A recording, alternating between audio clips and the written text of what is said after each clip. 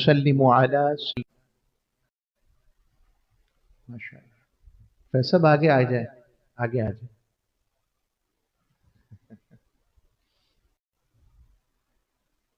شروع کرتے ہیں دوبارہ سے.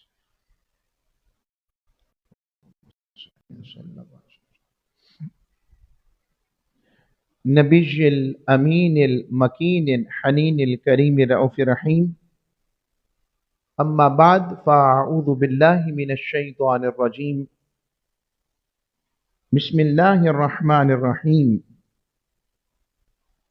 قال اللہ تبارک وتعالی فی القرآن المجید ثم اورثنا الكتاب الذین اصطفینا من عبادنا فمنهم ظالم لنفسه ومنهم مقتصد ومنهم سابق بالخيرات بإذن الله ذلك هو الفضل الكبير. وقال الله تبارك وتعالى في مقام آخر إنما المؤمنون الذين إذا ذكر الله وجلت قلوبهم وَإِذَا تُلِيَتْ عَلَيْهِمْ آيَاتُهُ زَادَتْهُمْ إِيمَانًا وَعَلَى رَبِّهِمْ يَتَوَكَّلُونَ. صدق اللہ مولانا العظیم وصدق رسولہ النبی الامین الکریم. حاضرین گرامی قدر، آج جمعۃ المبارک کی ان مبارک ساعتوں کے اندر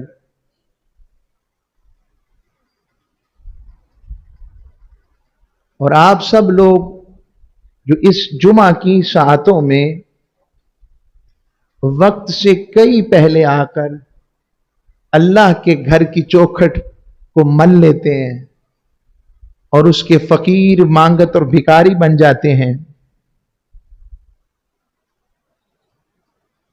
اور یہ اللہ رب العزت کو انتہائی پسند ہے کہ اس کے بندے اس کے سامنے دستے دراز پھیلائیں اور دستے سوال پھیلائیں اور وہ عطا کرنے پر خوش ہوتا ہے. اور اس کے حبیب مکرم صلی اللہ علیہ وآلہ وسلم کی بارگاہ کا صدقہ کہ جس کی توفیق سے ہمیں یہ خیر رحمت اور برکات کی ساعتیں نصیب ہو رہی ہیں. آج کا مضمون جو ہے، چونکہ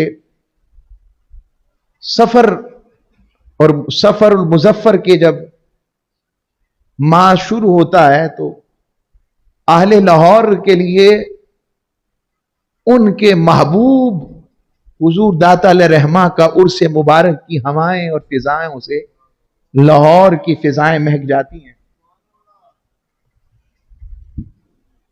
تو میں نے چاہا کہ آج آپ کو حضور داتا علیہ رحمہ کی جو کتاب ہے کشف المحجوب، کشف کہتے ہیں کھل جانا کسی چیز کا، آپ کے سامنے عیاں ہو جانا، اور محجوب جو پردے میں ہو، یعنی یہ وہ کتاب ہے جو دل اور آنکھوں کے بند پردوں کو کھول دیتی ہے. اس کتاب میں آج ہم بالخصوص حضرت خیر التابعین سید التابعین اور عشق و مستی کے سرخیل فنا فر رسول کے اصل مقام کی خیر پانے والے اور کشتائے عشق رسول کی وہ خیر جو تاجدار کائنات کا زمانہ تو پایا مگر دیکھے بغیر ہی یار نے بھی ان کی خبر دی اور انہوں نے یار کی باتوں کو سمو لیا اپنے اندر. وہ حضرت اویس قرنی رضی اللہ تعالیٰ عنہ کے حوالے سے حضرت حضور داتا صاحب ان کو لکھتے ہیں آفتاب امت شمع دین و ملت حضرت اویس قرنی. میں اس بات کو براہ راست شروع کرنے سے قبل کے ان کے تذکرے کو ساتھ ساتھ لیا جائے، قرآن مجید کی میں نے 2 جگہ سے آیات تلاوت کی، اور جب آپ حضرت اویس کرنی کا تذکرہ پڑھتے ہیں تو وہ جو آپ ان کو کیفیت میں دیکھتے ہیں، مجذوب اسے کہتے ہیں جذب کی کیفیت والے یا ورفتگی کی کیفیت والے، یا وہ کیفیت عشق میں اتنا بھی کوئی گم ہوتا ہے کہ آپ تاجدار کائنات صلی اللہ علیہ وسلم کے دور میں ہیں مگر اپنی والدہ کی وجہ سے حضور کو براہ راست تک نہیں سکے، مگر عشق اتنا خالص ہے کہ مسجد نبوی کے منبر پر تاجدار کائنات ان کا تذکرہ فرما رہے ہیں اور ان کی نشانیاں بیان فرما رہے ہیں، اور فرماتے ہیں کہ ایک قرن میں ہمارا اویس رہتا ہے، اس کے جسم پر برس کا داغ رہ گیا ہے جو صرف اس کے تھوڑا سا 1 درہم کے برابر ہے، رنگ ایسا ہے، فلاں ایسا ہے، قد ایسا ہے۔ یہ ساری باتوں کے بعد حضور نے فرمایا تم ان سے ملاقات کرو تو ان سے اپنی بخشش کی دعا کے لیے کہنا۔ میں اس کا ایک اور نقطہ بھی آپ کے سامنے بھی رکھتا ہوں۔ اللہ رب العزت نے ارشاد فرمایا ثم اورثنا الکتاب الذین اصطفینا من عبادنا، پھر فرمایا سورہ الفاتر ہے 35واں سورہ اور اس کی آیت نمبر 32 ورس ہے، پھر ہم نے اس کتاب کا وارث ایسے لوگوں کو بنایا کہ جنہیں ہم نے اپنے بندوں میں سے چن لیا ہے، یعنی رب نے چن لیا۔ اب وہ چنیدہ بندوں کی لسٹ آ رہی ہے آگے، ہیں وہ رب انہیں اپنا بندہ کہہ رہا ہے۔ پہلے کون سے ہیں؟ فرمایا فَمِنْهُمْ ظَالِمٌ لِنَفْسِهِ، پہلے وہ ہیں جو ہیں تو رب کہتا ہے میرے چنے ہوئے مگر ذرا غافل ہو گئے، اپنے جانوں پر ظلم کر بیٹھے ہیں، ظالم ہو گئے، مگر ہیں وہ میرے، رب کہتا ہے پھر بھی وہ ایمان والے بھی ہیں، میرے بھی ہیں۔ یہ پہلی لسٹ ہے ان کی، ایسا لگتا ہے جیسے رب ہماری بات کر رہا ہے، پہلا تذکرہ ان کا کر کے پھر فرماتا ہے وَمِنْهُمْ مُقْتَصِدٌ، اور دوسرے وہ ہیں جو ماڈریٹ وے میں، یعنی کبھی گناہ کر لیتے ہیں پھر نیکی کی طرف آ جاتے ہیں، پھر گناہ ہو جاتا ہے پھر نیکی کی طرف آ جاتے ہیں، یعنی وہ درمیانے راہ پر ہیں، نہ مکمل طور پر ناکام یا کمی والے رہ گئے اور نہ بالکل کامل ہیں، کہا نہیں، یہ دوسری قسم آ گئی۔ اور تیسری بات فرمائی وَمِنْهُمْ سَابِقٌ بِالْخَيْرَاتِ بِإِذْنِ اللَّهِ، اور تیسرے وہ ہیں جو ان کے سب سے اوپر ہیں، وہ نیکیوں میں آگے بڑھ جانے والے ہیں اللہ کے اذن سے۔ اب میں جو اس بات کو سمجھاؤں، یہ جو رب نے کہا نا کہ ثم اورثنا الکتاب الذین اصطفینا، کہ ہم نے چن لیا ہے، میں اس کا ایک ہی معنی سمجھاؤں، اور وہ یہ کہ تاجدار کائنات صلی اللہ علیہ وسلم کی امت پر رب بتا رہا ہے کہ یہ طبقات ہیں جن میں اپنے نفس پر ظلم کرنے والے بھی ہیں اور مقتصد معتدل رہنے والے بھی ہیں اور پھر نیکیوں میں بڑھ جانے والے بھی ہیں، مگر رب بتاتا ہے اے لوگو جو ان تینوں طبقات میں آتے ہو، تم پر کتنی کرم نوازی کی ہے، استفینا، میں نے لوگوں میں سے چن کر تمہیں اپنے مصطفیٰ کا امتی بنا دیا ہے۔ یہ ایک معنی مفہوم جو مجھے استفینا بھی مصطفیٰ یہیں سے نکلا ہے، تو ہم کتنے خوش قسمت ہے کہ ہمیں حضور کا امتی ہونے کا شرف مل گیا، اس نبی کے امتی ہونے کا کہ جس کے لیے نبی دعائیں کرتے رہے اور رب نے ہمیں بن مانگے عطا کر کے کہا میں نے تمہیں چن لیا ہے، ایک معنی۔ اب یہ جو 3 کا ذکر کر کے میں نمبر 3 پر آ رہا ہوں، سابقم بالخیرات باذن اللہ، کہ اللہ کی خیرات اور نیکی میں بڑھ جانے والوں میں جہاں حضرت صدیق اکبر نے حضور کو تقا ہے، سیدنا فاروق اعظم نے صحبت جانا کا لطف لیا ہے، سیدنا عثمان غنی نے روح جانا کو تک کر اپنا سب کچھ قربان کر دیا، جہاں مولا علی المرتضی نے अपनी रातों और दिनों और अपनी सब कुछ काविशों को हुजूर की नजर कर दिया। जहां बिलाल सुहेब जैसों ने अपना सब कुछ अपनी जात को तके बगैर महबूब पर फरेफ्ता हो गए, मगर साबिकुम बिल खैरात में कुछ ऐसे भी हैं जिन्होंने हुजूर को तका तो नहीं है, देखा तो नहीं है, मगर वो भी फैजान मुस्तफा के अमी हो गए। रब ने उनका जिक्र करने के लिए साबिकुम बिल खैरात के जरिए कि महबूब जो तेरे जमाने वाले होंगे सिर्फ वही नेकियों में बढ़ जाने वाले ना होंगे, बल्कि उनकी इत्तिबा में कयामत तक ऐसे आते रहेंगे जो जमाने मुस्तफा और दीदार मुस्तफा ना पा सकेंगे, मगर रब उन्हें फिर भी नेकियों में बढ़ाने वालों में शुमार कर देगा। और उनके सुर्खैल अगर कोई नजर आते हैं जिन्होंने जमाना तो पाया है मगर दीदार बज़ाहिर नहीं पाया, मगर फिर भी दीदावर रहे मुस्तफा के, फिर भी हुजूर को तकते रहे। इसलिए वो रिवायत तसव्वुफ में आता है कि हजरत फारूक आजम और हजरत मौला अली और मुर्तजा मिलने गए तो पूछने लगे, बताएं हुजूर कैसे थे। अब ऐसे कर नहीं पूछ रहे हैं, मौला अली से, फारूक आजम से, हुजूर कैसे थे। तो उनसे पूछने लगे, अच्छा ये बताएं आका अलैहिस्सलाम की भवें जो थी वो जुड़ी हुई थी कि अलहदा थी, कैसी थी। और वो क्या फरमा रहे हैं, हमने इतना गौर नहीं किया। हाय हाय। और साथ ही वैसे करनी कहने लगे। ये एक मोहब्बत का मुकाम है। ये रिवायत इमाम अबू इस्माइल निभानी लाए हैं। पहली रिवायत मैं बता दूं, ये मेरे पर मैं इसलिए इसको रिवायत तसव्वुफ करार दे रहा हूं कि जिसमें अपनी कैफियत की बात हम लें। उन्होंने कहा कि आपने हुजूर को तका नहीं, वो तो हुजूर का साया था, असल हकीकत अल्लाह जानता है इसमें। और आका अलैहिस्सलाम ने खुद फरमाया भी सईदना सिद्दीक़ अकबर से, फरमाया ए अबू बकर, मेरी हकीकत को मेरे रब के सिवा कोई नहीं जानता। अब यहां मुकाबले नहीं करवाने, हमने ये भी ज़हन में रखना कि हमारी मेंटेलिटी होगी कि हम मुकाबले शायद फारूक आज़म मौला अली का यहां रुतबों की बात नहीं, यहां मोहब्बत की बात हो रही। और सैयदना उवैस करनी रज़ी अल्लाह तआला अन्हु के हवाले से आपने सिर्फ सुना कि ताजदार कायनात की बेसत हो गई है, इजहार नबुव्वत का बेसत हो गई है। बेसत का जब सुना, उनका तज़किरा पाक सुना और अपने कबीले वालों से उनका हसी सरापा का जिक्र सुना, वो भी ईमान ले आए बिन देखे, और उनकी वालिदा भी ईमान ले आई बिन देखे, सिर्फ सुनकर। अब यहां जो एक और बात जो मुझे नसीब हो रही है वो ये है कि ज़हन में सवाल आता है ना, आज भी लोग पूछते हैं, आका के विसाल के बाद तुमने तो हुजूर को देखा नहीं, तो फैजान मुस्तफा कैसे बढ़ता है?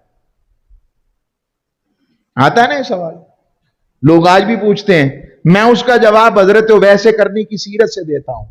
हजरत उवैस करनी ने दीदार ना पाकर फैजान मुस्तफा पाकर बताया, मेरी जिंदगी देख लो ऐसे मिलता है।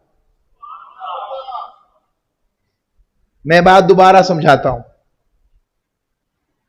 सहाबा ने हुजूर को तका और तक कर खैर पाई, तो क़यामत तक के लिए जो बाद में आने वाले वो खैर कैसे पाए? सिर्फ उसवा का तज़किरा तो है ही, मगर जो ताल्लुक के हुब्बी और मोहब्बत और इश्क का ताल्लुक जो महबूब के साथ होना चाहिए, उसके अमीन बिन देखे कैसे होना चाहिए? हजरत उवैस करनी ने बताया, जो महबूब को तके भी ना मगर मुहिब को भी खबर हो और महबूब को भी खबर हो और फैजान मुस्तफा उसे मिल रहा हो, अगर ऐसी सीरत वाले को देखना है तो उवैस को देख लो कि आका अलैहिस्सलाम का फैजान कैसे मिलता है। अच्छा, हुजूर को खबर थी तभी तो उनका तज़किरा अपने मिंबर पर फरमा रहे हैं, और उन्हें हुजूर की खबर थी तो ये सारे मामले हो रहे हैं। मेरी बात आई समझ? अब इसमें एक और बात जो आपके सामने अर्ज करता हूं, वो जो कैफियत इज़्तिराब आ जाना, कैफियत का तारी हो जाना। अच्छा, जब मैं ये कैफियत की बात करता हूं तो ये जो ढोल ताशों के आगे जो नाचने वाले होते हैं, ये उनकी बात नहीं हो रही है। कैफियत का ताल्लुक खालिसियत के साथ, रूह और जिस्म और कल्ब के साथ है, जिसका इजहार तड़प कर और कैफियत आहो बुका के साथ, कभी हिज्र में रोने का मजा आता है, कभी विसाल में रोने का मजा आता है। अब ये जो कैफियत का आ जाना है, कुछ इसके भी इनकार वाले आ जाते हैं कि मुमकिन नहीं, कैसे हो सकता है। तसव्वुफ वाले ये क्या कहते हैं कि कैफियत आ जाती है, रोना आ जाता है, ये तड़प कैसे जाते हैं। हुजूर के दौर में तो ऐसा नहीं है। मैं असल में ये मजमून साथ रखना चाहता हूं ताकि हमारी यंगस्टर्स भी समझ सकें कि कुरान किस तरह से तसव्वुफ की हकीकत को वाज़ेह करता है। मैं उसकी एक वैसे एग्जाम्पल देता हूं। आप जब अच्छा खाना खाते हैं तो खाने को जो आपको जुबान को लज्जत नसीब होती है, तो लज्जत से जिस्म को एक कैफियत मिलती है कि नहीं मिलती। अगर इसको अच्छा खाना मिल जाए जिस्म को, तो उसे कैफियत लज्जत मिले तो पूरा जिस्म उसको महसूस करता है। और जब रूह को रब के जिक्र और उसके हबीब की मोहब्बत की कैफियत मिले, उसकी कैफियत क्या होनी चाहिए। अब मैं इस पर कुरान की आयत आपके सामने रखता हूं। अल्लाह रब्बुल इज्जत ने इरशाद फरमाया अल्लज़ीना यज़्कुरूनल्लाह क़ियामन व क़ुऊदन व अला जुनूबिहिम, फरमाया जब वो अल्लाह का जिक्र करते हैं तो खड़े भी हों तो अल्लाह का जिक्र करते हैं, बैठे भी हों तो अल्लाह का जिक्र करते हैं। और आगे फरमाया व अला जुनूबिहिम, और जब वो जिक्र की कैफियत में मस्त हो जाते हैं या जिक्र की कैफियत के लज्जत में गुम हो जाते हैं, तो जब वो गुम होते हैं तो उन्हें फिर अपनी खबर नहीं रहती। और उस खबर में जब वो गिर जाएं तो गिर कर भी वाला जुनूबिहिम, वो अपने पहलुओं पर भी अपने यार का जो जिक्र करते हैं। रब उस जिक्र की कैफियत को कुरान का हिस्सा बना रहा है। और आगे फरमाया वयतफक्करून फी खल्क़िस समावाति वल अर्द, और जब वो जमीन और आसमान में तफक्कुर करते हैं, गौर करते हैं, तो जैसा उन्हें दिखाई देता है किसी और को दिखाई नहीं देता। फिर मैं कुरान मजीद फुरकान हमीद की एक और कैफियत का जिक्र करता हूं। कुरान कहता है वाइज़ा समिअू मा उनज़िला इलर रसूल तरा अयुनहुम तफीदु मिनद दमई, फरमाया यही वजह है कुछ ईसाई जो पादरी थे वो ताजदार कायनात सल्लल्लाहु अलैहि वसल्लम की बारगाह में आए और हुजूर अलैहिस्सलातु वस्सलाम का कुरान जो हुजूर पर उतरा, हुजूर ने उसकी तिलावत फरमाई। मुसलमान पहले नहीं थे, ईसाई थे, मगर किताब से क्योंकि तौरात का कुछ ना कुछ ताल्लुक तो दिल से था उनके। तो कुरान जब सुना, कुरान कहता है तरा अयुनहुम तफीदु मिनद दमई, उन पर कैफियत ये आ गई कि उनकी आंखों से आंसू रवा हो गए। अब ये आंखों से आंसुओं का रवा हो जाना और कुरान का कुरान सुनकर उसको बयान करना क्या बताता है कि कैफियत आ जाना कुरान और हदीस के खिलाफ नहीं है। ये जो आशिक लोग तड़प जाते हैं यार का जिक्र सुनकर, कोई छलक जाते हैं। और हजरत बाबा फरीदुद्दीन गंजे शकर से एक दिन आपने जिक्र किया, फरमाया कुछ लोग तो मारिफत का एक आधा कतरा पीकर ही छलक जाते हैं और कुछ समंदर पिए बैठे हैं। वो इशारा अपनी तरफ कर रहे थे। तो ये उसका जिक्र, अब मैं वो कैफियत का जिक्र करूंगा।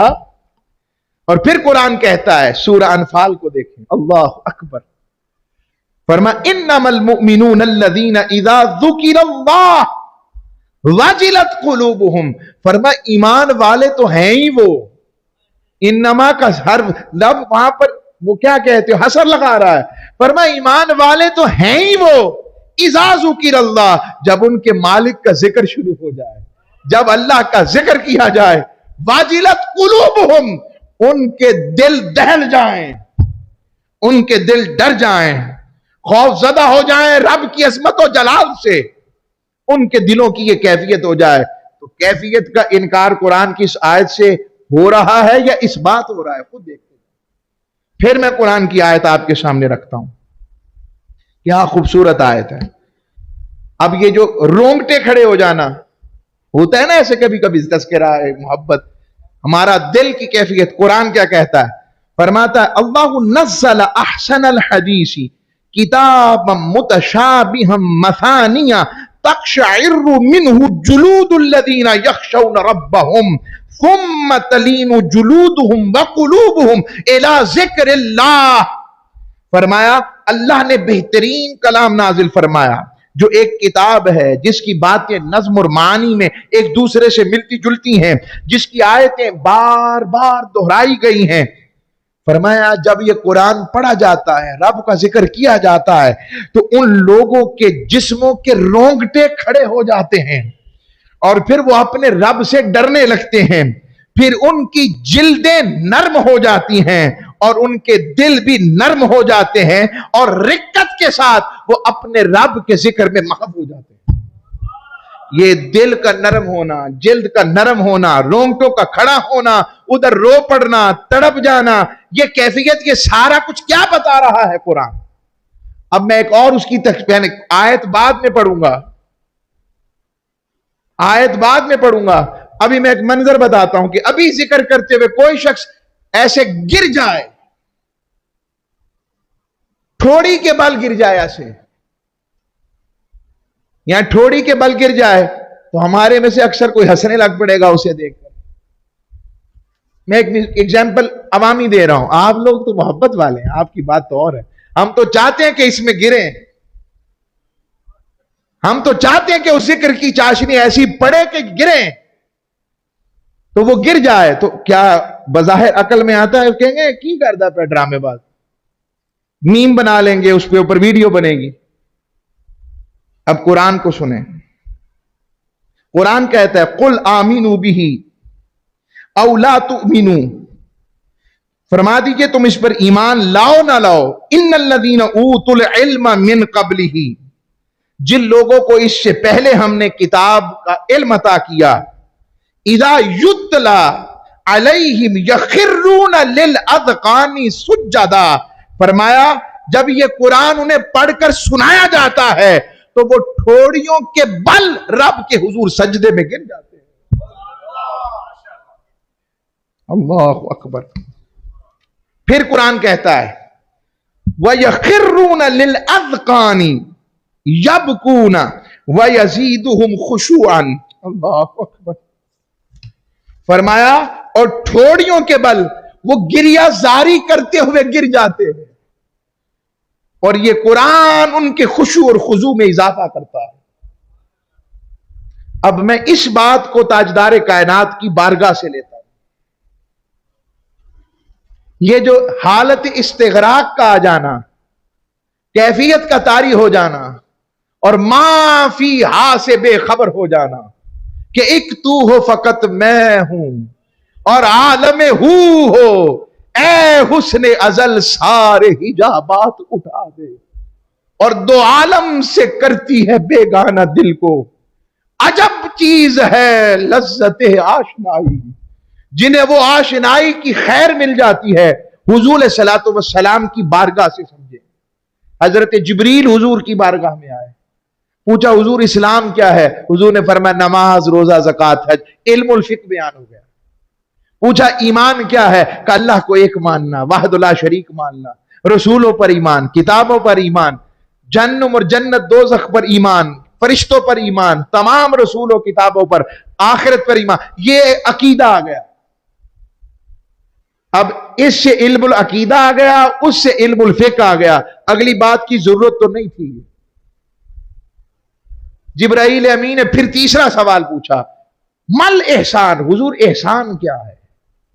فرما ان تعبد اللہ کأنک تراہ فإن لم تکن تراہ فإنہ یراک، اللہ کی عبادت یوں کر جیسے تو اسے تک رہا ہے۔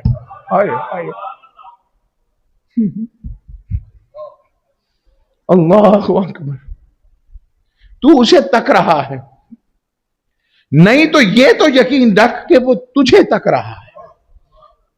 یہ جو کیفیت کا آ جانا ہے،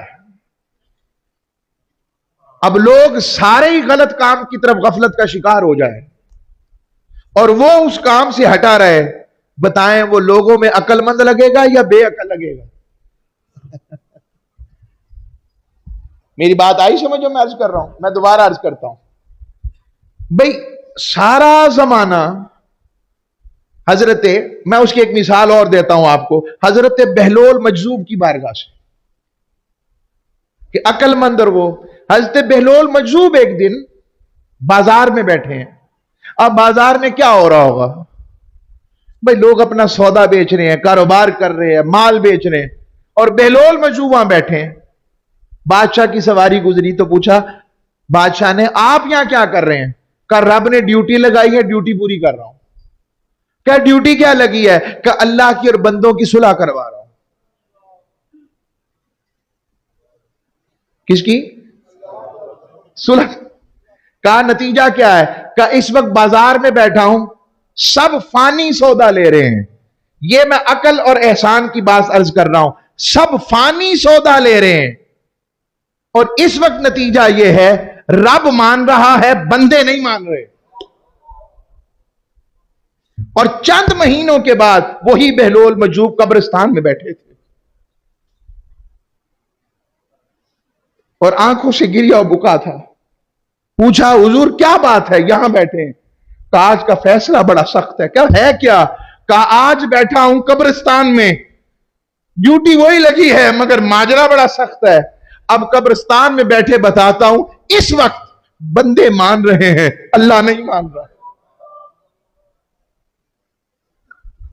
بس جو اس دنیا میں رہتے ہوئے اپنے رب اور اس کے حبیب کے مطابق رہے اور یہ پرواہ نہ کرے کہ لوگ کیا کہیں گے، وہ یہ پرواہ کرے کہ میرا مولا اور میرا حبیب کیا کہے گا، ان سے ملاقات کے وقت میری کیفیت کیا ہوگی، ان سے ملاقات کے وقت میں کیسا رہوں گا۔ ادھر بیٹھ جائے، آگے آ جائے، آگے آ جاؤ۔ تو کیسا رہوں گا؟ جو اس کیفیت کو اپنا لیتے ہیں ان کی کیفیت اور ہو جاتی ہے، اور یہ جو کیفیت پاجات کے باہر نکل جاتے ہیں ان کی کیفیت اور ہو جاتی ہے۔ بہرحال میں نے آپ کو سودے سے اور احسان اور یہ ساری باتوں سے اس کیفیت کو حضور کی بارگاہ سے پیش کرتا ہوں۔ تاجدار کائنات صلی اللہ علیہ وسلم خود سیدہ عائشہ صدیقہ فرماتی ہیں کہ نماز کا وقت ہوتا تو حضور ہم سے یوں بیگانہ ہو جاتے جیسے ہمیں جانتے ہی نہیں۔ اور اہل صوفیاء یہ حدیث بڑے عشق سے بیان کرتے ہیں، اور وہ یہ کہ ایسی کیفیت میں ایک دفعہ حضور اقدس صلی اللہ علیہ وسلم کے سامنے سیدہ عائشہ صدیقہ کھڑی ہیں، اور حضور ان سے پوچھ رہے من انتی، تو کون ہے؟ اب بیوی سے بھی زیادہ کوئی قریب ہوتا ہے؟ پوچھ رہے تو کون ہے؟ فرمانا عائشہ۔ فرما کون عائشہ؟ میں یا رسول اللہ ابو بکر کی بیٹی کا کون ابو بکر؟ یا رسول اللہ ابو قحافہ کا بیٹا کا کون ابو قحافہ؟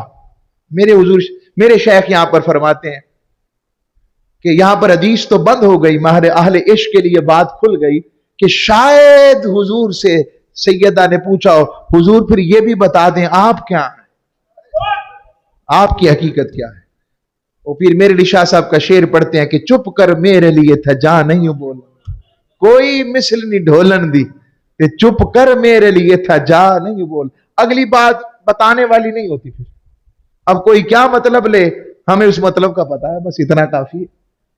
تو یہ لذت ذوق کا تعلق آقا علیہ الصلوۃ والسلام کے صحابہ اصحاب صفہ کے اندر ہوتا۔ اصحاب صفہ نماز پڑھتے پڑھتے گر جاتے، کھڑے ہوتے گر جاتے، وہ اسے دیکھ کر روتا، وہ اسے دیکھ کر روتا، وہ ایک دوسرے کو دیکھ کے روتے۔ وہ کہتے روتے کیوں ہیں؟ کہتا وہ رو پڑا تو میں نے کہا کوئی کیفیت کی بات ہوگی میں بھی رو پڑا۔ وہ کہتا تم کیوں روئے؟ کہتا میں نے حضور کو فلاں آیت پہ روتے دیکھا تو میں وہ یاد کر کے رو رہا تھا۔ اب ایسے رونے والوں کو دیکھ کر کوئی عقل والا کہے عقل مند سمجھے گا؟ اور حقیقت میں عقل والے یہی ہیں۔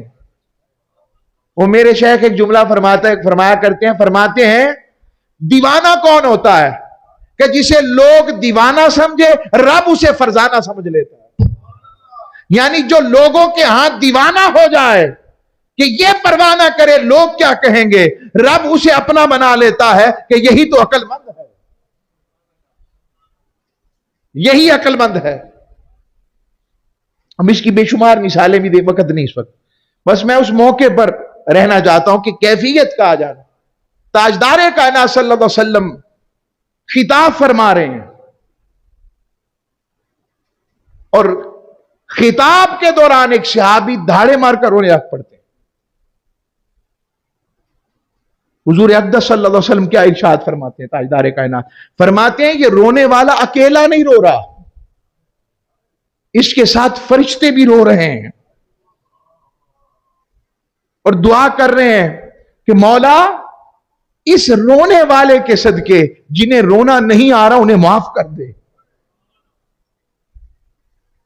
تاجدار کائنات صلی اللہ علیہ وسلم خطاب فرما رہے ہیں، اور خطاب فرماتے ہوئے حضور نے آیت پڑھی، یا ایھا الذین آمنوا قوا انفسکم واہلیکم نارا، اے ایمان والو اپنے آپ کو اور اپنے گھر والوں کو دوزخ کی آگ سے بچا لو. یہ سننا تھا کہ ایک جوان صحابی، حدیث کے لفظ ہیں، یوں تڑپ کر گرا، جیسے اس کی مثال دیتا ہوں، جیسے بھٹی میں دانا نہیں بجھتا مکئی کا، یوں تڑپ کر گرا.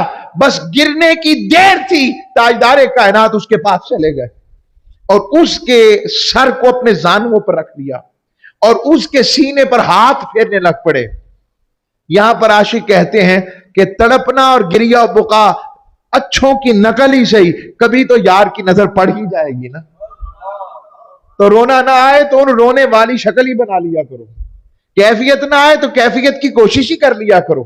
تو جب وہ اس میں ایسا ہوئے اور آقا علیہ السلام ان کے سینے پر ہاتھ پھیر رہے ہیں، اللہ اکبر، قولوا لا الہ الا اللہ، قولوا لا الہ الا اللہ. اور دوسری روایت میں آتا ہے انہوں نے تھوڑی دیر بعد آنکھیں کھول کر عرض کی، میرے ماں باپ آپ پر قربان یا رسول اللہ، وہ پتھر کیسا ہوگا جس کا جو جہنم کا ایندھن ہوگا؟ حضور نے فرمایا تم نے تو تک لیا ہے، کافی نہیں؟ وہ بار بار پوچھنے لگ پڑے، حضور وہ پتھر کیسا ہوگا، حضور وہ پتھر کیسا ہوگا؟ حضور سمجھ گئے کہ جاں کنی کا عالم ہے. آقا علیہ السلام نے فرمایا وہ چھوٹے سے چھوٹا پتھر ایسا ہے، اگر وہ دنیا کے بلند ترین مضبوط پہاڑ پہ صرف رکھ ہی دیا جائے، اس کے وزن سے وہ ریزہ ریزہ ہو جائے وہ پہاڑ. یہ کہنا تھا کہ اس نے ہچکی لی اور جان جانے آفری کے سپرد کر دی. یہ دیکھے اہل عشق کا اور کیفیت کا. ایک اور جوان صحابی کے بارے میں حضور نے پوچھا، کافی دن ہو گئے وہ نظر نہیں آ رہا، کیا نظر نہیں آ رہا؟ حضور علیہ السلام سے عرض کی صحابہ نے، یا رسول اللہ وہ تو ہر وقت روتا رہتا ہے، ہر وقت روتا رہتا ہے. فرمایا اچھا چلو پھر اس کا پتہ لینے چلتے ہیں. پتہ لینے گئے تو حضور اقدس صلی اللہ علیہ وسلم ان کے دروازے پر پہنچے. دروازہ ایسے کر کے حضور نے سلام کر کے حضور علیہ السلام خود داخل ہو گئے. شاید حضور یقیناً حضور ان کے حال سے واقف ہوں گے. جیسے ہی دروازہ کھولا تو آگے وہ کھڑے تھے، حضور کو تکتے ہی پتہ ہے کیا کیا انہوں نے؟ حضور کو تکتے ہی حضور کو جپھی ڈال لی. پھر سن یہ اس کیفیت کو پھر محسوس کریں. حضور کو تکتے ہی انہوں نے حضور کو جپھی ڈال لی، اور پتہ جپھی ڈالتے کیا ہوا؟ جان جانے آفری کے سپرد ہو، جیسے وہ حضور کا انتظار کر رہے تھے. آقا علیہ السلام نے فرمایا جس نے اپنے جنتی بھائی کو دیکھنا ہو عشق تک لو. رب کے عشق اور معرفت میں اس کی جان کا فس انسری سے پرواز کر گئی ہے. وہ تو ہم شعر پڑھا کرتے ہیں، کل بھی ہم اپنے پروفیسر ذیشان بیگ صاحب سے سن رہے تھے کہ سفنے دے وچ مینوں ملیا ماہی تے میں گل وچ پا لیاں باں. یا اصل حدیث ہے. وہ منظر کیسا ہوگا جو جسم مصطفیٰ سے جب لگا ہوگا اور وہ جان جانے آفری کے سپرد ہوئی ہوگی، اس کے منظر کی کیفیت کیا ہوگی؟ میں یہ ساری کیفیات آپ کے سامنے اصل میں یہ نقطہ دینا چاہتا ہوں، پھر حضرت اویس کرنی کی سمجھ آ جائے گی. یہ ساری بات میں نے قرآن و حدیث سے، اب آپ پڑھیں گے نا حضرت اویس کرنی کو، پھر آپ کو عجب نہیں لگے گا کہ حضرت اویس کرنی اذان کا وقت ہوتا تو چھت پر چلے جاتے اور ایسے اپنی کانوں سے بلال حبشی کی آواز اذان کی سنتے. یمن کہاں پر اور مدینہ کہاں پر، اور وہ فاصلے سارے مٹ جاتے ہیں جب عشق کی خیر اور عشق کی بارگاہ سے آپ کو خیر مل جاتی ہے. پھر سارے پردے ہٹ جاتے ہیں، پھر زمانہ بظاہر ناطق کر بھی محبوب بھی جانتا ہے، محب بھی جانتا ہے. محبوب فیض دینے کے ذریعے ان کا ذکر کرتا ہے اور محب اپنے محبوب سے فیض لینے میں بے قرار رہتا ہے. وہ پھر آ کر اپنی امی جی کو کہتے کہ آج بھی میں نے بلال حبشی کو اذان دیتے ہوئے سنا ہے. یہ عشق ایک یک طرفہ نہیں تھا، دو طرفہ تھا. اگر ادھر محبت کی آگ تھی تو ادھر قبولیت تھی. پتہ لگا آج بھی اگر کوئی تاجدار کائنات سے محبت اور عشق کا دم بھرے، یہ ممکن نہیں کہ بارگاہ مصطفیٰ سے اسے خیر نہ ملے. وہاں تو آج بھی آواز ہے کہ ہم تو مائل بکرم ہیں، کوئی سائل ہی نہیں، راہ دکھائیں کسے راہ روے منزل ہی نہیں. وہ کیفیت ہی اور ہے. حضرت اویس کرنی اس کے مصداق ہیں، اسی لیے اویسی سلسلہ بھی اسی نام پر ہے. اور پھر ہر حج کے موقع پر حضرت فاروق اعظم پوچھتے بھئی یمن سے کچھ لوگ آئے ہیں؟ ہر دفعہ لوگ کھڑے ہوتے، جی حضور آئے ہیں. کہا آپ میں اویس ہے کوئی؟ پوچھے کو کہا اویس تو نہیں ہے. کہا کون اویس؟ تو آپ بتاتے وہ اس حلیے کا ہے. میرے حضور نے فرمایا کہ ان کی والدہ ہیں، ان کی بڑی خدمت، والدہ کی خدمت کرتے ہیں، اور پھر ان کے ہاتھ پر برس تھا، اللہ نے انہوں نے دعا کی، اللہ سے ٹھیک ہو گئی، تو جسم پر برس رہ گیا ہے، ایک داغ سا رہ گیا ہے. تو فرماتے حضور آپ جس کا تذکرہ کرتے ہیں وہ تو عجب آدمی ہے، وہ تو اسے مجنون سمجھتے ہیں. فرمایا اسے مجنون نہ سمجھو، وہی تو اصل میں محبوبوں کے ہاں عقل مند ہے. فرمایا حضور جب لوگ ہنستے ہیں تو وہ روتا ہے، اور جب لوگ روتے ہیں تو وہ ہنستا ہے. فرمایا اس پر عاشق کہتے درست بات ہے نا، دنیا کا نفع مل جانے پر مسکرا پڑنا، خوش ہو جانا، یہ آخرت کے کامیابی کی دلیل تو نہیں ہے. اور دنیا کے نقصان کو ظاہری طور پر سہ جانا آخرت کے اندر اصل میں دعا کے قبول نہ ہو کر اس کے لیے وہ دعا عمل جو رب نے ذخیرہ کر رکھا ہوگا اس کی برکات پر رب نے تو اجر کا وعدہ کیا ہے. ارے جس کے گم ہو جانے پر تو پریشان ہو جاتا ہے وہ تو دائمی تھا ہی نہیں، اور تو نے مانگا اور نہ ملا اور محبوب نے اس کو ذخیرہ کر لیا، وقتی لگا نقصان ہو گیا. ارے نقصان نہیں، تو آخرت میں فائدہ مند ہو گیا. تو یہ وہ بات ہے جو سمجھنے والی. پھر ایک حج کا موقع آیا، کہا حضور وہ اویس بھی آئے ہیں. اللہ اکبر. حضرت فاروق اعظم نے ان سے ملاقات کی اور ان کو ساری نشانیاں بتائیں، اور ان سے کہا کہ حضور نے کہا فرمایا تھا کہ آپ سے کہوں کہ آپ حضور کی امت کے لیے دعا کریں. کہنے والا کون ہے؟ کہنے والا فاروق اعظم، اور کہہ کینے رہے ہیں اویس کرنی کو. اور چلیں یہ میرا نام بھی اسی نام پر یہ اویس رکھا ہمارے بڑوں نے.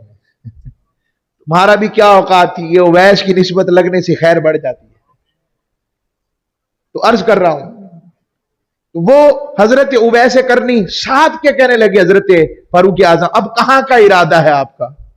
کہنے لگے ارادہ ہے کہ اب میں کوفہ جاؤں گا. کہ کوفہ جانا چاہتے ہیں تو وہاں کے امال یا گورنر کو خط لکھ دوں؟